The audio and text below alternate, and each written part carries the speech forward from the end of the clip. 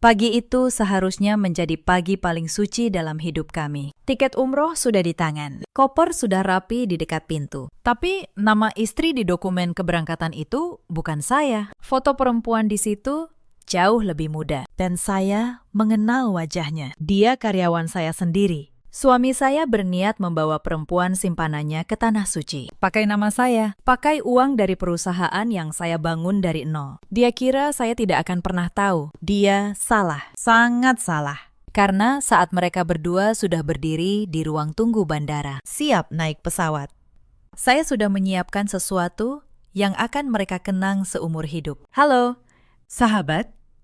Selamat datang kembali di kanal ini. Tempat setiap kisah membawa pelajaran bagi yang mau mendengar. Sebelum kita mulai, tekan tombol berlangganan dan tulis di kolom komentar. Dari kota mana Anda menyimak cerita ini? Mari kita mulai.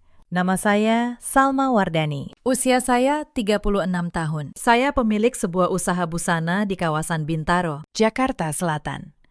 Orang menyebutnya CV Wardani Busana, sebuah butik di depan dan sebuah konveksi kecil di belakang dengan 27 karyawan. 8 tahun lalu, saya memulai semuanya dari modal 8 juta rupiah. Hasil tabungan saya sendiri, sehelai demi sehelai. Sekarang, omset bulanan usaha ini menyentuh angka miliaran. Saya bukan perempuan yang mudah dibohongi. Saya terbiasa membaca angka, membaca orang, dan membaca situasi. Tapi ada satu orang yang berhasil membutakan saya selama bertahun-tahun. Suami saya sendiri, Rehan Pratama. Usianya 39 tahun. Kami menikah 11 tahun yang lalu. Waktu itu, dia hanya seorang pegawai biasa di sebuah dealer mobil. Gajinya pas-pasan. Tapi saya tidak pernah mempersoalkan itu. Saya jatuh cinta pada sikapnya, bukan pada dompetnya. Setelah menikah, usaha saya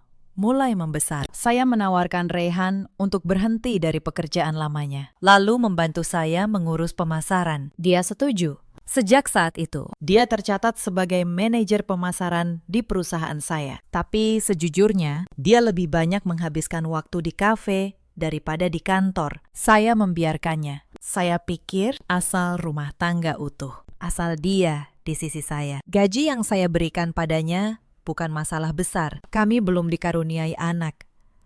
Sudah 11 tahun. Itu luka tersendiri bagi saya. Dan saya kira luka itu juga menyatukan kami. Ternyata saya keliru. Rumah kami berada di sebuah perumahan tenang di Bintaro. 2 lantai, halaman kecil, dan sebuah garasi, tempat mobil yang saya beli dari keringat sendiri. Di seberang kehidupan saya yang tertata, ada rahasia yang tumbuh diam-diam. Dan rahasia itu mulai terkuak pada suatu pagi di bulan Desember. Hari itu, saya berniat membereskan lemari pakaian di kamar utama. Sudah lama saya ingin menyortir baju lama untuk disumbangkan ke panti. Tangan saya meraih tumpukan kemeja Rehan yang sudah jarang dipakai. Saat saya mengangkatnya, sesuatu terjatuh dari sela lemari. Sebuah amplop coklat tebal terselip rapat di celah antara lemari dan dinding. Amplop itu terlihat baru. Tidak berdebu seperti barang yang lama tersimpan. Dengan perasaan ganjil, saya membukanya. Isinya membuat napas saya tertahan. Dokumen perjalanan umroh untuk 2 orang. Berangkat 3 hari lagi. Tanggal 15 Desember. Paket VIP. Harga total 48 juta rupiah. Nama yang tertera di dokumen itu, Rehan Pratama dan Salma Wardani. Suami dan istri. Untuk sesaat, saya hampir tersenyum. Saya pikir mungkin ini kejutan dari Rehan. Lalu mata saya jatuh pada lembar berikutnya. Sebuah formulir dengan foto. Foto perempuan yang ditempel di atas nama Salma Wardani itu bukan saya. Perempuan dalam foto itu jauh lebih muda. Mungkin awal 20-an. Rambutnya panjang, tergerai. Senyumnya dibuat manis-manis. Dan saya mengenal wajah itu. Tangan saya mulai gemetar. Saya menatap foto itu lama sekali, memastikan saya tidak salah lihat. Tidak, saya tidak salah. Perempuan itu adalah Nadine, staf admin gudang yang saya rekrut sendiri 8 bulan lalu. Perempuan yang setiap pagi menyapa saya dengan sopan, yang saya beri bonus lebaran, yang pernah saya antar pulang saat hujan deras karena saya kasihan Dia tidak bawa payung. Dunia saya terasa miring sesaat. Saya terduduk di tepi ranjang. Dokumen itu masih di tangan. Pikiran saya berputar cepat, menyusun ulang 2 bulan terakhir. Rehan memang sering pulang malam, selalu dengan alasan menemui klien. Beberapa kali saya mencium aroma parfum perempuan di kemejanya. Aroma bunga yang manis. Bukan parfum yang biasa saya pakai seminggu lalu saat makan malam. Rehan berkata dia ada perjalanan dinas ke Malaysia selama 1 minggu. Saya sempat menawarkan diri ikut. Dia menolak halus. Katanya jadwalnya padat. Sekarang semua kepingan itu menyatu. Tidak ada dinas ke Malaysia. Yang ada adalah perjalanan ke Tanah Suci dengan perempuan lain. Memakai nama saya. Saya bangkit. Saya tidak menangis. Saya mengambil laptop dan membuka aplikasi perbankan. Sebagai pemilik usaha, saya punya akses ke seluruh rekening, termasuk rekening bersama saya dan Rehan. Mata saya menyisir setiap transaksi 2 bulan terakhir. Dan saya menemukannya. Transfer sebesar 48 juta rupiah ke rekening sebuah biro travel umroh 10 hari lalu. Persis sama dengan harga paket di dokumen itu. Saya menutup laptop perlahan. Dada saya bergemuruh, marah, sakit, dan rasa dikhianati yang teramat dalam bercampur jadi satu. Tapi saya tidak menangis. Saya sudah melewati fase itu bertahun-tahun lalu. Sekarang saya berada di fase yang berbeda. Fase menyelesaikan masalah. Saya menarik napas panjang. Lalu saya mulai berpikir, bukan sebagai istri yang terluka, tapi sebagai pemilik perusahaan yang sedang menghadapi pengkhianatan dalam pembukuannya sendiri. Malam itu, Rehan pulang sekitar pukul 9. Wajahnya lelah. Tapi ada kilau aneh di matanya. Kilau orang yang sedang menantikan sesuatu. Saya menyambutnya seperti biasa. Saya sudah menyiapkan makan malam kesukaannya. Nasi goreng seafood dengan telur mata sapi di atasnya. Wah, nasi goreng. Katanya sambil duduk, kamu memang istri terbaik. Saya tersenyum. Senyum yang sama dengan senyum Nadine di foto itu. Manas dan dibuat-buat. Bagaimana persiapan dinasmu ke Malaysia? Mas, tanya saya pelan. Lancar, jawabnya cepat.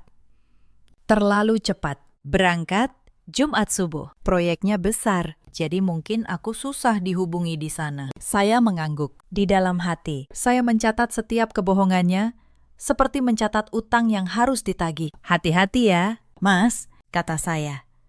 Aku akan menunggu di rumah. Dia tersenyum lega. Dia kira saya percaya. Padahal malam itu, di balik senyum saya, sebuah rencana sudah mulai bergerak. Keesokan paginya, saya pergi ke butik lebih awal dari biasanya. Saya butuh berpikir jernih, jauh dari rumah dan dari wajah Rehan. Di ruang kerja saya yang kecil di belakang konveksi, saya membuka semua catatan keuangan perusahaan. Naluri saya mengatakan, pengkhianatan ini tidak berhenti di angka 48 juta untuk umroh. Saya benar.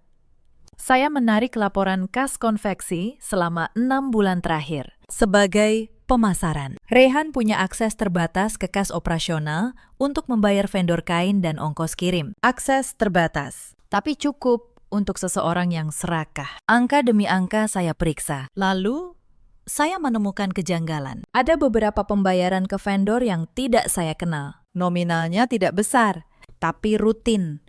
5 juta di sini, 8 juta di sana. Total dalam 6 bulan. 120 juta rupiah menguap dari kas konveksi ke rekening-rekening yang setelah saya telusuri, ternyata bermuara pada satu nama, Nadine.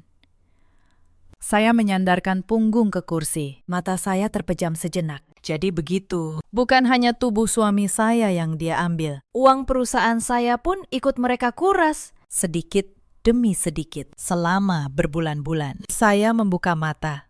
Saya tidak akan hancur di sudut ruangan seperti perempuan lemah di sinetron. Saya akan berdiri. Saya akan membalas pengkhianatan ini dengan cara yang paling rapi, paling sah.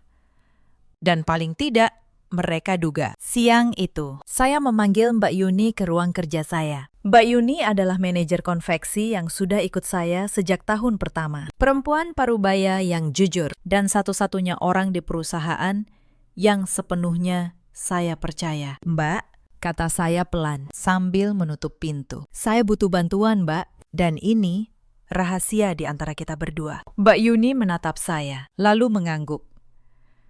Ada apa, Bu Salma? Wajah ibu pucat. Saya menceritakan semuanya tentang amplop itu, tentang foto Nadine, tentang 120 juta yang hilang. Wajah Mbak Yuni berubah keras. Astagfirullah, bisiknya. Nadine, anak yang ibu antar pulang waktu hujan itu. Iya, jawab saya. Anak itu. Mbak Yuni terdiam sejenak. Lalu dia berkata, Bu, sebenarnya ada yang ingin saya sampaikan dari kemarin. Tapi saya ragu. Saya menegakkan badan. Sampaikan. Mbak, 3 hari lalu, di ruang istirahat gudang, saya tidak sengaja dengar Nadine bicara di telepon, katanya. Dia tertawa-tawa.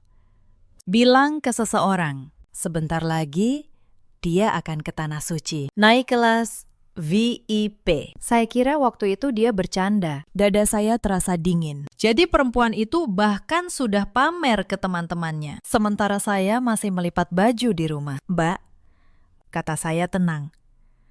Mulai hari ini, saya minta Mbak diam-diam mencatat semua jam kerja Nadine. Kapan dia datang? Kapan dia pergi? Dan jika dia menyentuh dokumen apapun di gudang, beritahu saya. Mbak Yuni mengangguk mantap. Siap. Bu, saya bantu sampai tuntas. Saya merasa sedikit lega. Setidaknya saya tidak sendirian. Sore harinya, saya melakukan sesuatu yang tidak pernah terpikir akan saya gunakan untuk hal seperti ini. 3 bulan lalu, saya memasang kamera pengawas tersembunyi di ruang tamu dan teras rumah. Alasannya, keamanan. Karena beberapa rumah di komplek kami sempat kemasukan maling. Rehan tahu ada kamera di teras, tapi dia tidak tahu satu hal. Rekamannya tersimpan otomatis ke penyimpanan awan dan bisa saya akses kapan saja dari ponsel. Saya membuka aplikasi kamera. Saya memutar rekaman 2 minggu lalu, saat saya pergi ke Bandung selama 3 hari untuk pameran busana. Tanggal 29 November, pukul 8 malam. Layar menampilkan teras rumah saya. Lalu, pintu terbuka. Rehan masuk. Dan di belakangnya, seorang perempuan muda dengan rambut panjang. Nadine.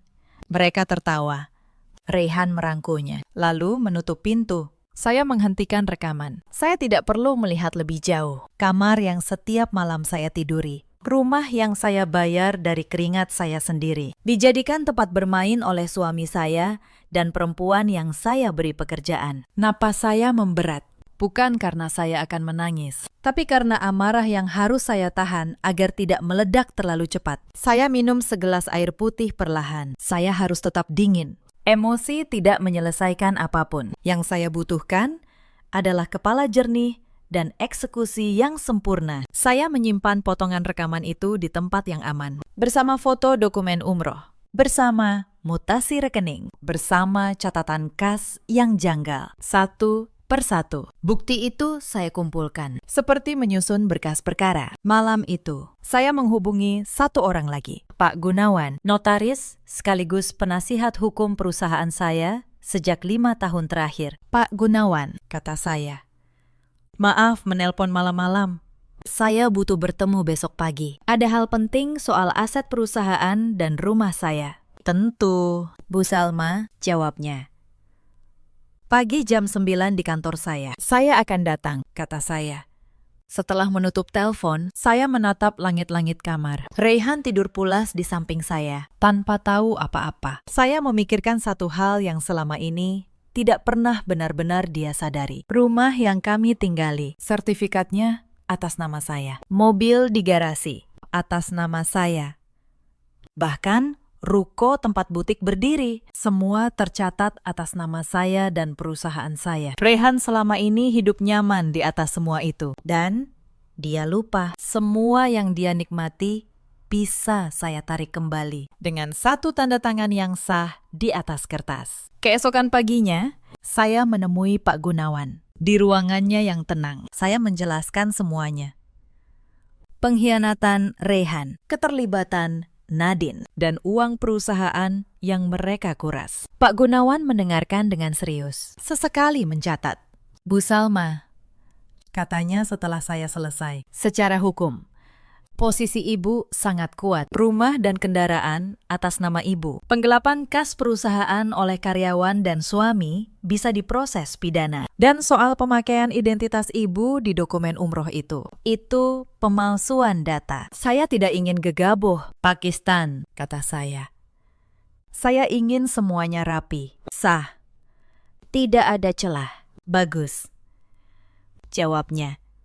Kalau begitu, kita siapkan dengan matang. Pertama, kita amankan aset. Kedua, kita siapkan langkah hukum untuk penggelapan. Ketiga, kalau memang dokumen umroh itu memakai paspor dan data palsu atas nama ibu, kita bisa laporkan ke pihak imigrasi sebelum mereka berangkat. Saya menatap Pak Gunawan. Untuk pertama kalinya sejak menemukan amplop itu, saya merasa tanah di bawah kaki saya kembali kokoh. Lakukan semuanya, Pakistan, kata saya. Saya hanya minta satu hal. Waktunya harus tepat. Tepat seperti apa? Bu, saya tersenyum tipis. Saat mereka merasa paling aman, saat mereka sudah berdiri di bandara, mengira sebentar lagi terbang. Pak Gunawan menatap saya beberapa saat, lalu mengangguk. Saya mengerti. Bu, 2 hari berlalu, dan di mata Rehan, semuanya berjalan normal. Saya tetap menyiapkan sarapannya. Saya tetap bertanya tentang dinasnya. Saya bahkan membantunya melipat baju ke dalam koper, sambil diam-diam menghafal setiap helai pakaian yang dia bawa. Kamu berangkat jam berapa, Mas? Tanya saya suatu malam. Subuh. Sekitar jam 4 lewat, jawabnya. Penerbangan jam 7. Takut macet. Aku antar ke bandara, ya, kata saya. Wajahnya langsung tegang. Tidak usah. Sayang, kamu kan capek. Aku naik taksi online saja. Saya tersenyum dalam hati. Tentu saja dia menolak. Bagaimana mungkin dia membiarkan saya mengantar? Sementara Nedin sudah menunggu di tempat lain. Ya sudah, kata saya. Tapi aku bangun subuh, menyiapkan sarapan dulu buat kamu. Terima kasih ya, sayang, katanya. Kamu memang istri yang baik. Saya menatap wajahnya dalam temaram lampu kamar. Wajah yang dulu saya cintai. Wajah yang pernah berjanji setia di hadapan penghulu dan kedua orang tua kami. Selamat tidur, Mas. Bisik saya pelan. Di dalam hati, saya melanjutkan kalimat itu. Ini malam terakhirmu tidur dengan tenang. Besok, kamu akan tahu apa artinya mengkhianati perempuan yang salah. 2 hari sebelum keberangkatan, saya memutuskan menggali lebih dalam. Saya ingin tahu sejauh mana pengkhianatan ini sudah berjalan. Saya tidak ingin menghukum mereka berdasarkan dugaan. Saya ingin setiap tuduhan saya berdiri di atas bukti yang tidak bisa dibantah. Malam itu, setelah Rehan tertidur, saya membuka kembali laptop saya. Saya menelusuri riwayat pesan di akun cadangan yang dulu pernah dia pakai untuk urusan kantor. Rehan ceroboh. Dia lupa pernah masuk ke akun itu di laptop perusahaan dan tidak pernah keluar dari sana. Saya bisa melihat sebagian percakapannya. Apa yang saya baca membuat tangan saya terkepal. Mereka sudah merencanakan ini berbulan-bulan. Bukan hanya umroh.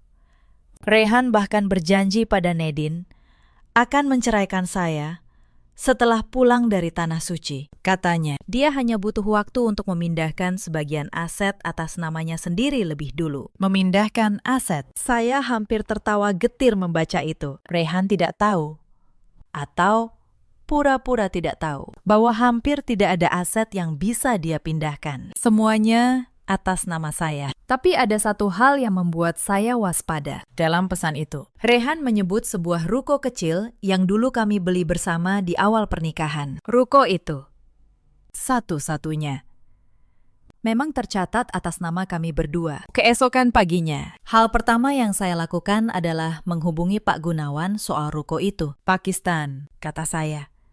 Ada satu aset yang tercatat atas nama saya dan Rehan berdua. Sebuah ruko di daerah Ciledug. Saya khawatir dia akan mencoba mengalihkannya diam-diam. Tenang, Bu, jawab Pak Gunawan. Saya akan ajukan permohonan pemblokiran balik nama untuk ruko itu hari ini juga. Selama proses hukum berjalan, tidak ada transaksi atas aset itu yang bisa disahkan tanpa persetujuan ibu. Saya bernapas lega. Satu celah lagi tertutup. Siang itu, saya kembali ke butik, tapi pikiran saya tidak tenang. Saya ingin memastikan satu hal terakhir, langsung dari sumbernya. Saya memanggil Nadine ke ruang kerja saya. Perempuan itu masuk dengan senyum sopannya yang biasa. Senyum yang dulu saya kira tulus. Dan sekarang, saya tahu palsu. Ada apa, Bu? Tanyanya. Duduk di kursi seberang meja saya menatapnya beberapa saat. Saya ingin melihat, apakah ada secuil rasa bersalah di wajah itu? Tidak ada. Hanya wajah tenang seorang perempuan yang merasa rencananya berjalan mulus. Nadine, kata saya pelan. Bagaimana persiapan acara pentingmu besok? Wajahnya sedikit kaku. Acara apa, Bu? Bukankah besok kamu tidak masuk? Tanya saya. Katamu ada acara penting. Oh, itu. Jawabnya.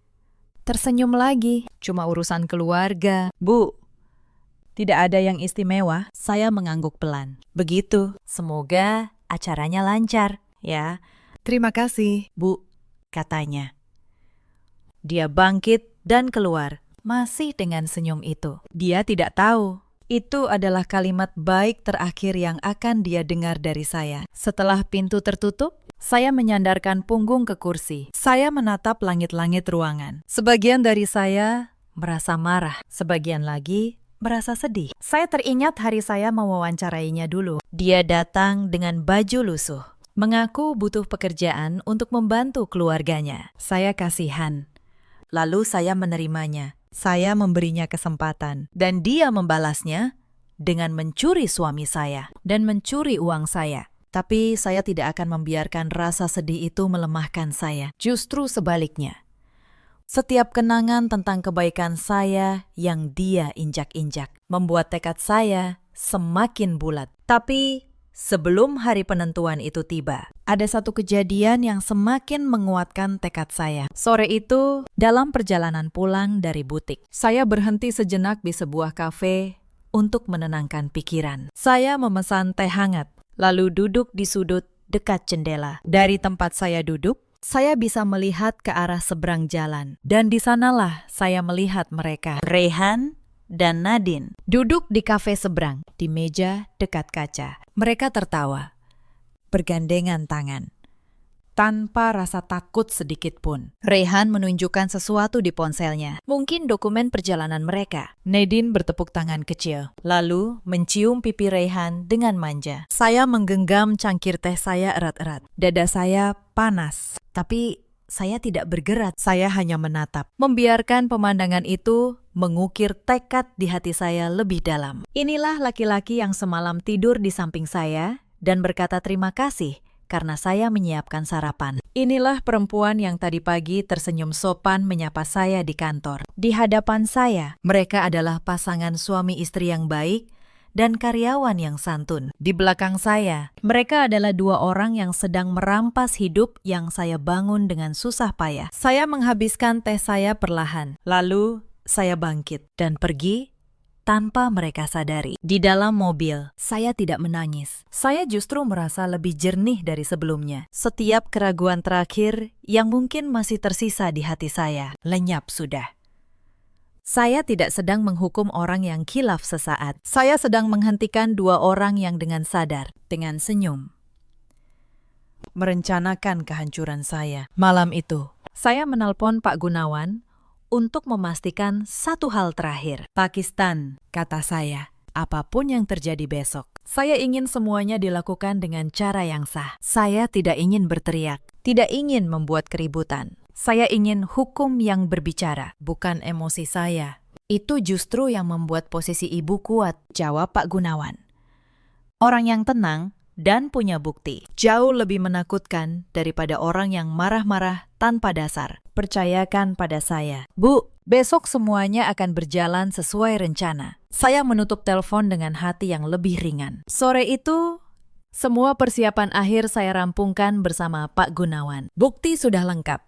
Surat sudah disiapkan. Pihak bank dan imigrasi sudah dikoordinasikan. Yang tersisa hanyalah menunggu. Menunggu hari esok, saat semuanya akan terungkap di tempat yang paling tidak mereka duga. Esoknya, sehari sebelum keberangkatan, adalah hari yang paling sibuk. Pagi-pagi, Pak Gunawan mengirim pesan. Semua dokumen sudah siap. Surat kuasa pemblokiran rekening perusahaan, laporan dugaan penggelapan, dan satu berkas khusus yang ditujukan untuk kantor imigrasi bandara. Saya membaca pesannya sambil menyuruput teh hangat di butik. Di seberang meja, karyawan saya hilir mudik seperti hari biasa. Tidak ada yang tahu apa yang sedang bergerak di bawah permukaan. Pukul 10 pagi, ponsel saya berdering. Pak Gunawan menelpon. Bu Salma, katanya.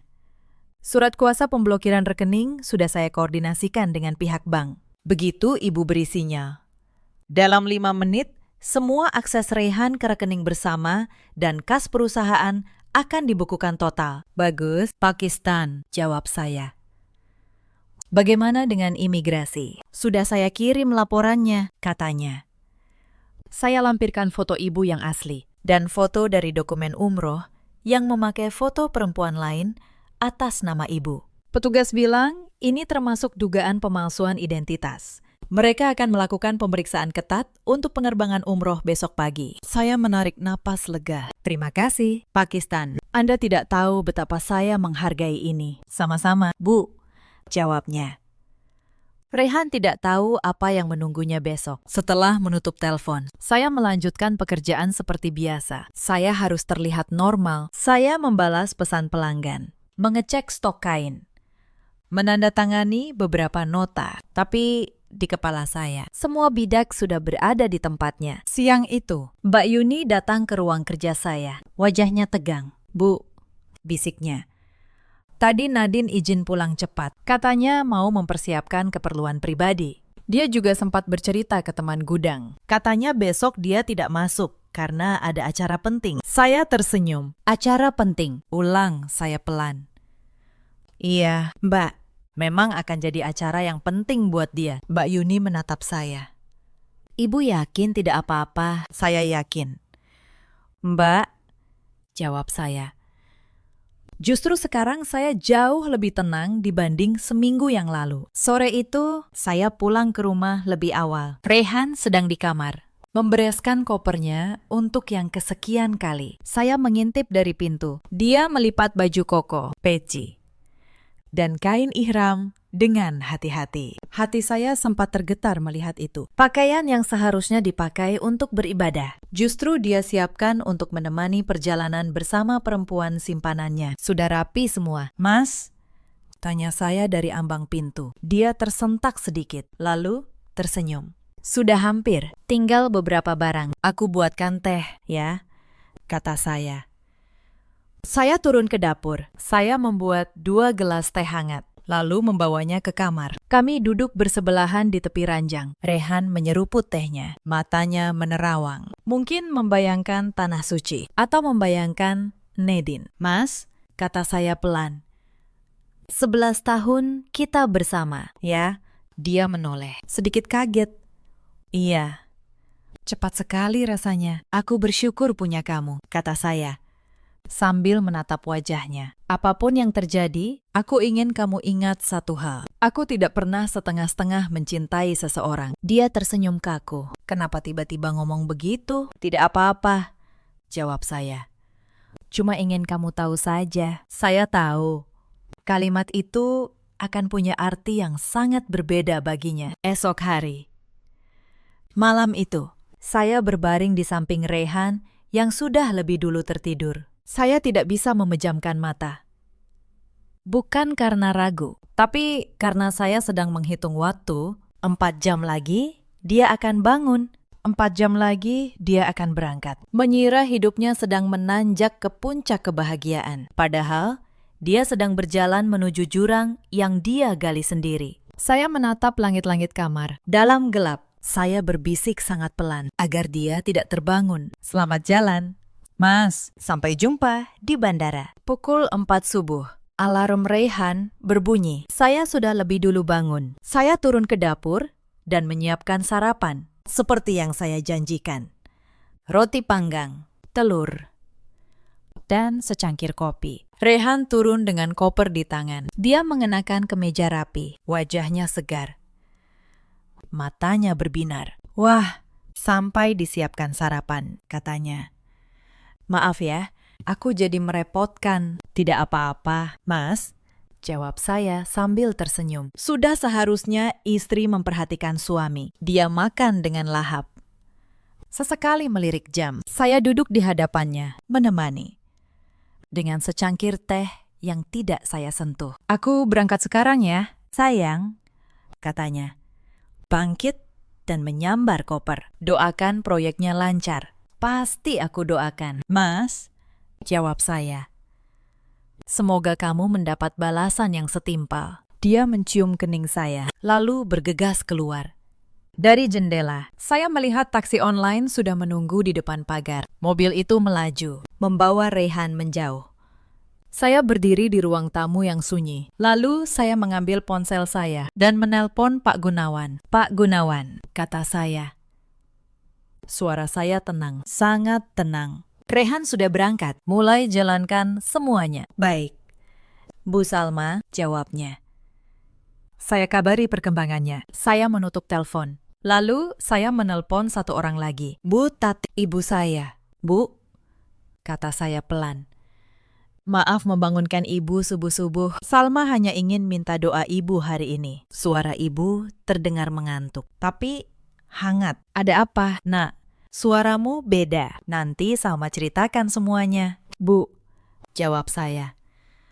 Hari ini Salma harus melakukan sesuatu yang berat. Tapi Salma yakin ini benar. Doakan Salma kuat. Ibu selalu doakan kamu. Nak, kata ibu.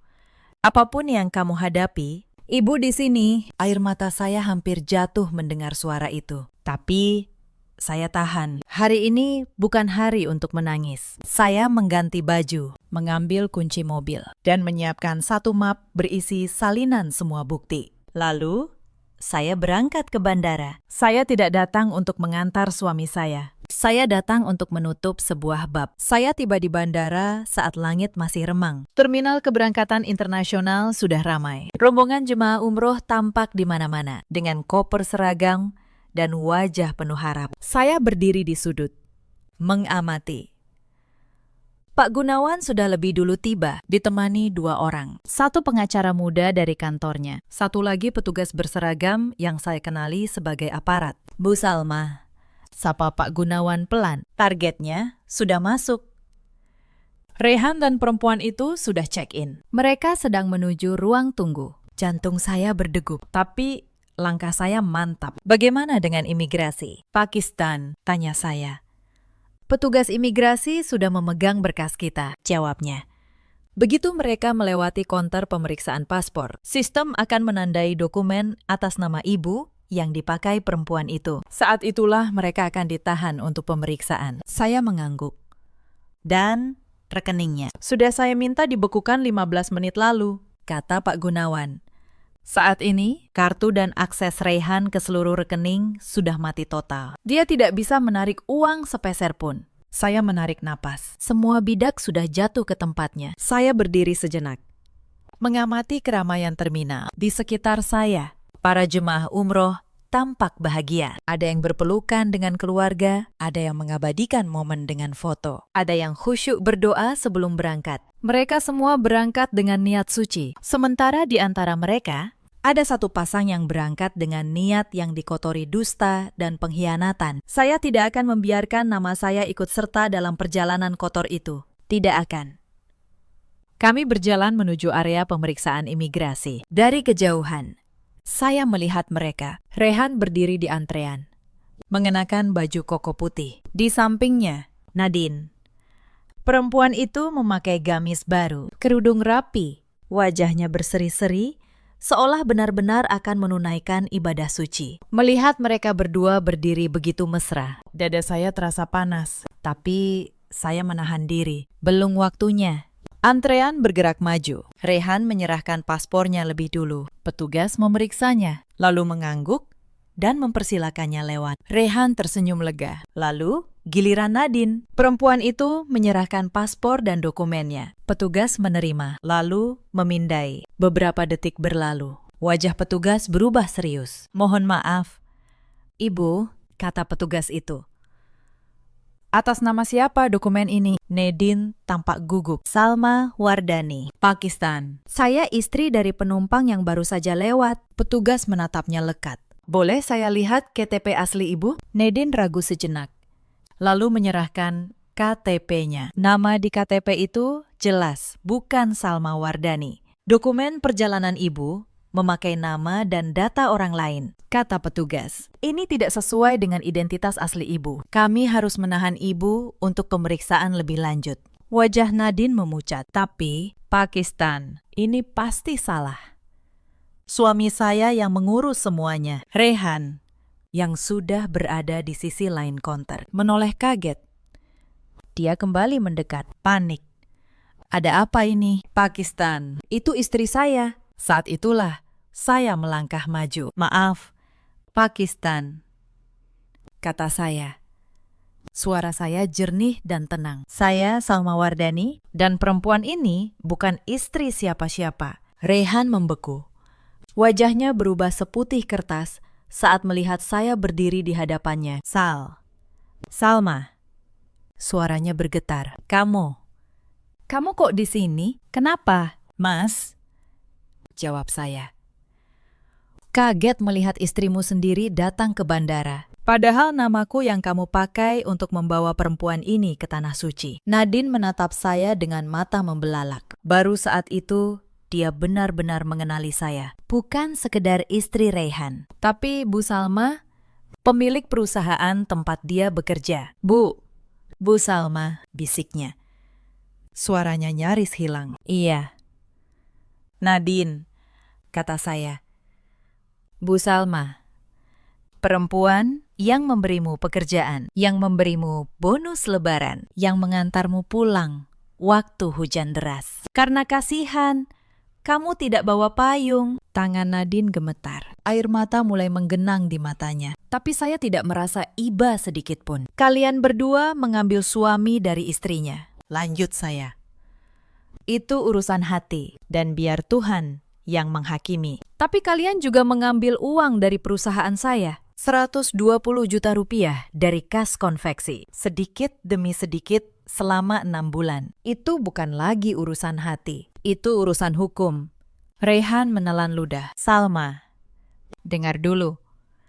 Ini semua bisa kita bicarakan baik-baik di rumah." "Di rumah," potong saya. "Rumah mana, Mas?" "Rumah yang sertifikatnya atas namaku. Mobil yang kamu pakai sehari-hari atas namaku. Ruko butik atas namaku dan perusahaanku selama 11 tahun. Kamu hidup nyaman di atas semua yang aku bangun. Dan inilah caramu membalasnya." Orang-orang di sekitar mulai memperhatikan. Beberapa jemaah berhenti dan menonton. Rehan menunduk, tidak berani menatap mata saya. Pak Gunawan melangkah maju, menyerahkan sebuah map kepada petugas. "Pakistan, ini berkas lengkapnya. Dokumen pemalsuan identitas, mutasi rekening, dan laporan dugaan penggelapan dana perusahaan. Semua sudah kami siapkan secara resmi." Petugas menerima map itu, membukanya sebentar, lalu mengangguk. "Baik, saudara dan saudari. Kalian berdua kami minta ikut ke ruang pemeriksaan." Nadine menangis. "Rehan, lakukan sesuatu. Katanya kamu sudah urus semuanya. Katanya tidak akan ketahuan." Rehan tidak menjawab. Dia hanya berdiri kaku, koper di tangannya. Mimpinya hancur dalam hitungan menit. "Mas," kata saya pelan. "Sekali lagi, kamu ingat kalimatku semalam? Aku bilang, aku tidak pernah setengah-setengah mencintai seseorang. Itu benar. Aku mencintaimu dengan sepenuh hati. Dan ketika kamu mengkhianatiku, aku juga menyelesaikannya dengan sepenuh hati." Rehan akhirnya mengangkat wajahnya. Matanya berkaca-kaca. "Salma, maafkan aku. Aku khilaf. Tolong, jangan begini." Saya menatapnya lama. Lalu saya menggeleng pelan. "Kata maaf itu seharusnya kamu ucapkan sebelum kamu menempelkan foto perempuan lain di atas namaku," kata saya. Sekarang sudah terlambat. Mas, Petugas mengajak mereka berdua menjauh. Nadine masih terisak. Sesekali menoleh ke arah saya dengan tatapan memohon. Rehan berjalan tertunduk. Seperti orang yang baru kehilangan segalanya. Karena memang begitulah kenyataannya. Saya berdiri di sana, di tengah keramaian bandara. Menyaksikan dua orang yang mengkhianati saya digiring pergi. Saya tidak menangis. Saya tidak merasa menang. Saya hanya merasa akhirnya. Sebuah beban berat terangkat dari pundak saya. Pak Gunawan mendekat. Ibu baik-baik saja. Saya baik-baik saja. Pakistan, jawab saya. Untuk pertama kalinya dalam 2 minggu ini, saya benar-benar bisa bernapas. Hari itu, saya pulang ke rumah dalam keadaan lelah, tapi lega. Begitu sampai, saya duduk di sofa ruang tamu. Rumah terasa lebih luas, lebih sunyi. Dan anehnya, lebih damai. Sore harinya, ponsel saya berdering tanpa henti. Nomor-nomor tak dikenal. Lalu, nomor keluarga Rehan. Yang pertama menelpon adalah ibu mertua saya. Suaranya tinggi, penuh emosi. Salma, apa yang kamu lakukan pada anak saya? Bentaknya. Rehan ditahan di bandara. Kamu tega mempermalukan keluarga kami. Saya menarik napas, lalu menjawab dengan tenang. Bu, dengan segala hormat. Bukan saya yang mempermalukan keluarga. Rehan yang memilih membawa perempuan lain ke Tanah Suci, memakai nama saya, dan memakai uang perusahaan saya. Saya hanya menghentikannya sebelum dosa itu bertambah. Suara di seberang terdiam sejenak. Lalu, dengan nada yang melemah, ibu mertua saya berkata, perempuan lain. Maksud kamu apa? Saya menceritakan semuanya. Tentang amplop itu, tentang foto Nadine, tentang rekaman kamera, tentang uang yang hilang.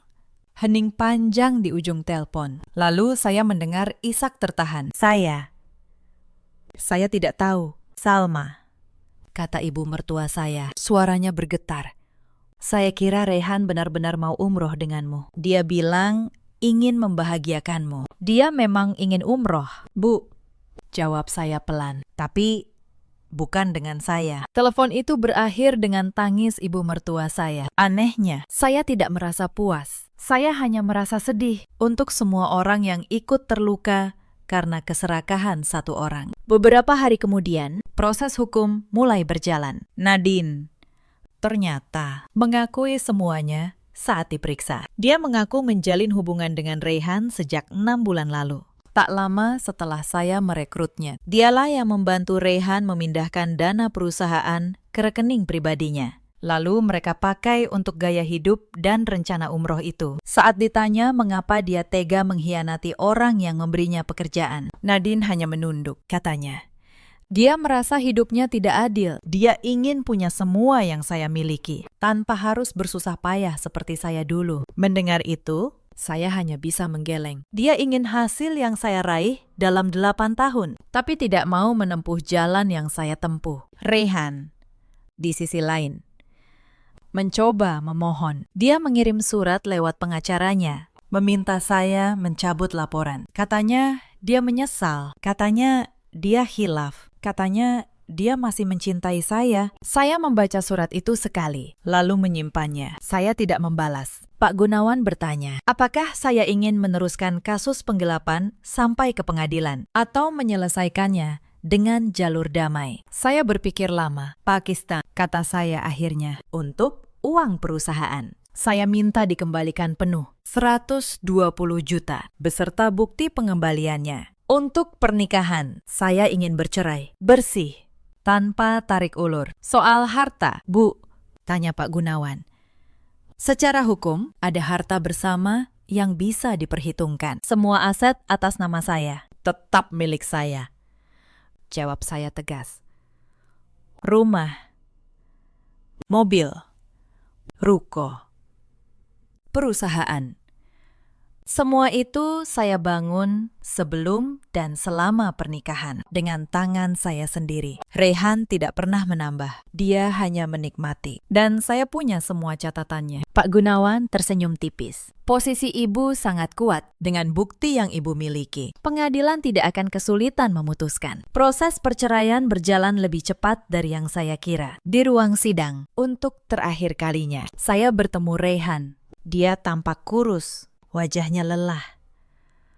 Tidak ada lagi kilau di matanya. Ketika hakim mengetuk palu dan menyatakan, pernikahan kami resmi berakhir. Saya menunggu rasa hancur yang biasa digambarkan orang. Tapi rasa itu tidak datang. Yang datang justru rasa lega. Seolah saya baru saja melepaskan rantai berat yang sudah lama membelit kaki saya tanpa saya sadari. Saat keluar dari ruang sidang, Rehan memanggil saya pelan. Salma, katanya. Aku tahu aku tidak pantas, tapi aku benar-benar minta maaf. Saya berhenti sejenak. Saya menoleh. Menatapnya untuk terakhir kali. Mas, Kata saya. Aku sudah memaafkanmu. Bukan untukmu. Tapi untukku sendiri. supaya aku bisa melangkah maju tanpa membawa beban benci. Tapi memaafkan bukan berarti kembali. Jalan kita sudah berbeda mulai hari ini. Lalu saya berbalik dan pergi tanpa menoleh lagi. Nedin kehilangan pekerjaannya, tentu saja. Kasus penggelapan yang dia akui membuat namanya tercoreng. Tidak ada perusahaan yang mau menerima karyawan dengan catatan seperti itu. Rehan, setelah perceraian, kembali tinggal di rumah ibunya, tanpa rumah, tanpa mobil, tanpa pekerjaan. Karena posisinya di perusahaan saya, tentu sudah berakhir. Semua kenyamanan yang dia nikmati selama 11 tahun, lenyap dalam hitungan minggu. Saya dengar dari mulut ke mulut. Hubungannya dengan Nadine pun tak bertahan lama. Saat tidak ada lagi uang dan kemewahan, cinta yang mereka bangun di atas pengkhianatan itu runtuh dengan sendirinya. Saya tidak merasa senang mendengar kabar itu. Tapi saya juga tidak merasa kasihan. Itu adalah buah dari pilihan mereka sendiri. Beberapa bulan berlalu, perusahaan saya tetap berjalan, bahkan lebih baik, tanpa kebocoran kas, tanpa beban gaji untuk orang yang tidak bekerja. Keuangan konveksi justru lebih sehat. Saya mengangkat Mbak Yuni menjadi tangan kanan saya Dan menaikkan gajinya, sebagai ucapan terima kasih atas kesetiaannya. Dia layak mendapatkannya. Ibu saya, Bu Tatik, pindah tinggal bersama saya. Rumah yang dulu terasa sepi, kini kembali hangat. Setiap pagi kami sarapan bersama, kadang dengan ikan goreng, sayur asem, dan sambal terasi kesukaan kami berdua. untuk pertama kalinya dalam waktu yang sangat lama. Saya merasa benar-benar di rumah. Saya tidak lagi menunggu seseorang pulang malam dengan aroma parfum asing. Saya tidak lagi memeriksa ponsel suami diam-diam. Saya tidak lagi pura-pura tidak tahu demi menjaga sebuah rumah tangga yang sudah lama keropos di dalamnya. Saya bebas dan saya bahagia. Setahun setelah semua itu, Saya berdiri di teras butik saya yang baru. usaha saya berkembang. Saya membuka cabang kedua, kali ini di kawasan yang lebih ramai. Karyawan saya bertambah. Omset saya naik, dan yang lebih penting, hati saya tenang. Suatu sore, seorang pelanggan lama datang ke butik. Dia bertanya, Bagaimana saya bisa bangkit secepat itu setelah perceraian yang ramai dibicarakan orang? saya hanya tersenyum. Saya bilang, saya tidak pernah benar-benar jatuh. Saya hanya melepaskan sesuatu yang sejak awal membebani saya. Malam itu, Sepulang dari butik, saya duduk di teras rumah bersama ibu. Langit Bintaro cerah. Bintang-bintang terlihat samar di balik lampu kota. saya memikirkan perjalanan 1 tahun terakhir. Tentang pagi di bulan Desember itu, saat sebuah amplop coklat mengubah segalanya. Tentang rasa sakit yang nyaris meruntuhkan saya. Dan tentang keputusan saya untuk berdiri, bukan untuk hancur. Sahabat, cerita ini mengajarkan satu hal yang sederhana, tapi sering kita lupakan. Kepercayaan adalah pemberian yang paling mahal. Dan ketika seseorang mengkhianatinya, kita tidak harus membalas dengan air mata. Kadang, balasan paling kuat adalah ketenangan, kejernihan, dan keberanian untuk berdiri di atas kebenaran. Jangan pernah membuang harga diri demi mempertahankan seseorang yang sudah memilih untuk pergi diam-diam. Dan jangan pernah meremehkan perempuan yang terlihat tenang, karena di balik ketenangan itu seringkali ada kekuatan yang tidak terbayangkan. Di luar sana ada banyak perempuan yang berada di posisi saya dulu. Bekerja keras, membangun segalanya, lalu dikhianati oleh orang yang paling mereka percaya. Untuk kalian semua, saya ingin berkata, luka itu tidak akan menghancurkan kalian, kecuali kalian mengizinkannya. Di luar sana, ada juga banyak laki-laki seperti Reyhan yang menikmati hasil kerja keras pasangannya, lalu menukar kesetiaan dengan kesenangan sesaat. Mereka lupa. Kenyamanan yang dibangun di atas pengkhianatan tidak pernah bertahan lama. Dan di luar sana, ada pula perempuan-perempuan seperti Nadine yang menginginkan hasil tanpa mau menempuh prosesnya. Yang mengira kebahagiaan bisa direbut dari penderitaan orang lain. Pada akhirnya, mereka kehilangan lebih banyak daripada yang pernah mereka curi. Reyhan kini hidup seadanya, jauh dari kemewahan yang dulu dia anggap miliknya. Nadine menghilang. Namanya tinggal cerita yang menjadi pelajaran bagi karyawan-karyawan saya yang lain. Sementara saya berdiri lebih tegak dari sebelumnya, dengan usaha yang berkembang dan hati yang damai. Dalam hidup, kita selalu punya pilihan. Saat dikhianati, kita bisa memilih untuk hancur atau memilih untuk bangkit. Saya memilih untuk bangkit, dan saya tidak pernah menyesalinya. Sahabat, jika kisah ini menyentuh hati Anda atau mengingatkan Anda pada seseorang yang pernah berada di posisi yang sama, tuliskan kisah dan pendapat Anda di kolom komentar. Mungkin cerita Anda akan menguatkan orang lain yang sedang berjuang dalam diam. Terima kasih sudah menemani sampai akhir. Sampai jumpa di kisah berikutnya.